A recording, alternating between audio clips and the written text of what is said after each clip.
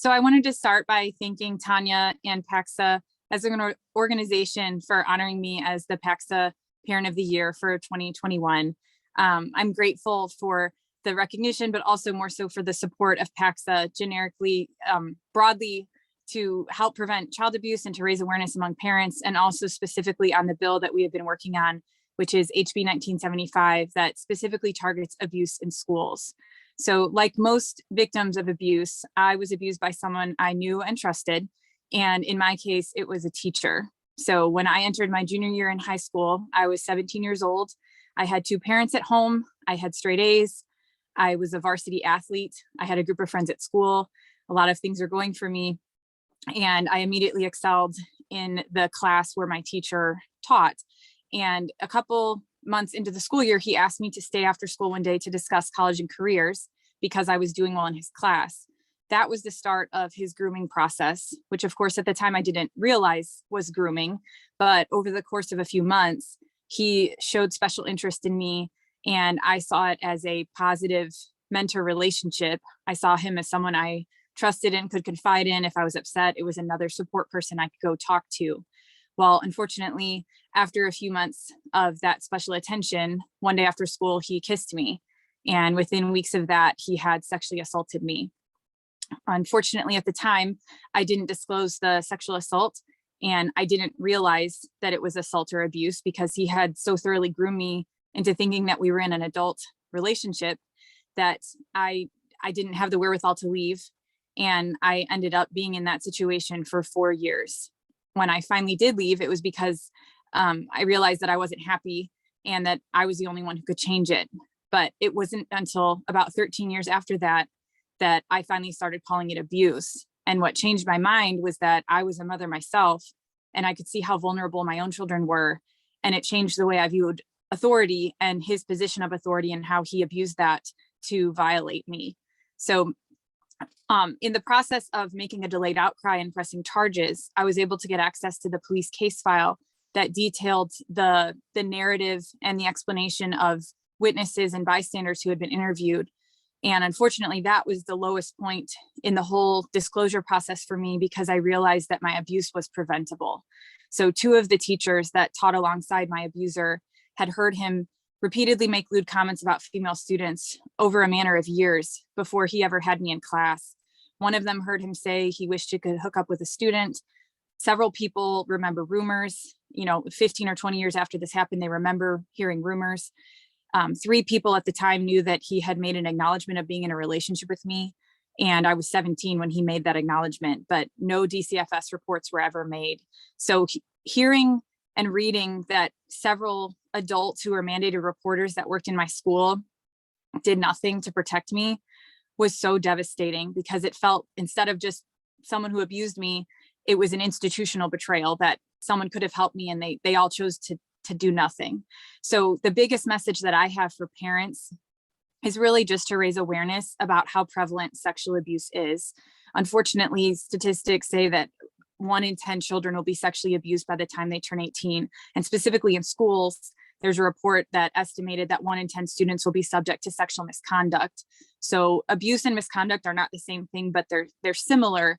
And the numbers are similar, which is the reason I bring up both statistics. So I think sometimes when parents and child serving professionals don't realize how prevalent child sexual abuse is, that makes it easier for them to dismiss warning signs. And that's what happened in my case. People, I think, sometimes assume if my child were being sexually abused, surely I would know it. If a student of mine was being sexually abused, surely I would know it. If a coworker was sexually abusing, surely I would see that. But abusers know how to hide the contact abuse, the criminal behavior.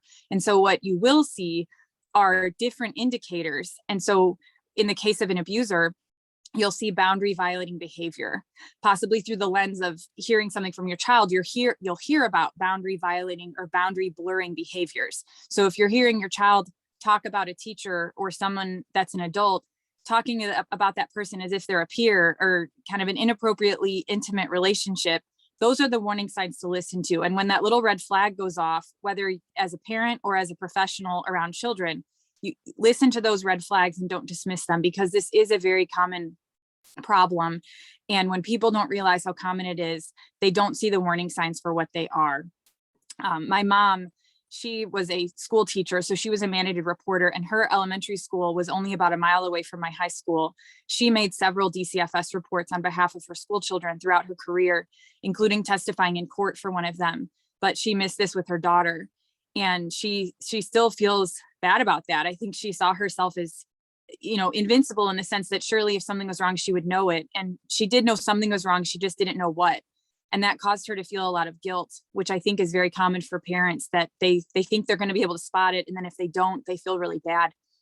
But again, my message to those parents is if this has happened in your family, then at that point, the goal is no longer prevention. The goal is response. And the biggest thing you can do to mitigate the long-term effects of abuse on your child is to believe your child, report the abuse, and support your child. So if you know that sexual abuse is common, then you'll take a disclosure seriously and report it. If you see a warning sign, since you know sexual abuse is common, you'll report suspected abuse. But if that has happened, then supporting your child is the best thing you can do to mitigate the long-term harm. So in my case, there was the wound of abuse, but then there was the wound of abandonment, knowing that other adults could have helped me and didn't. But the best thing you can do for your child is to be there for your child and to emotionally support them so that they know that even though one safe adult violated their trust, someone they did think was safe abused them, they know that you're still a safe adult and that you won't violate their trust and that you will stand with them and that you are going to help them carry this burden and heal from it. And there can be healing and there can be hope.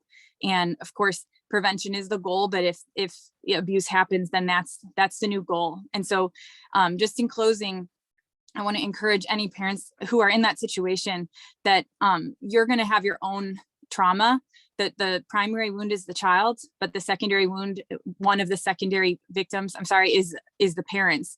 And so that requires its own grieving process. And so the other thing I just want to leave you with is just that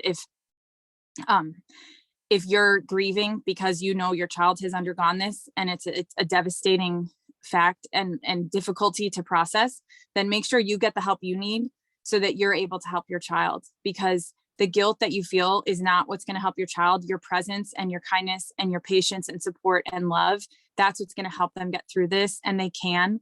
And you're their best, their first line of defense to prevent, and also their best line of support. So thank you so much for hosting or for recognizing me as the Parent of the Year. I want to thank PAXA again for their efforts to support HB 1975. We're hoping that that'll pass this fall. And thank you to you parents who are aware and wanting to help your child and to love your child. And together we can all help prevent and support, prevent abuse and support those who have experienced it. Thank you.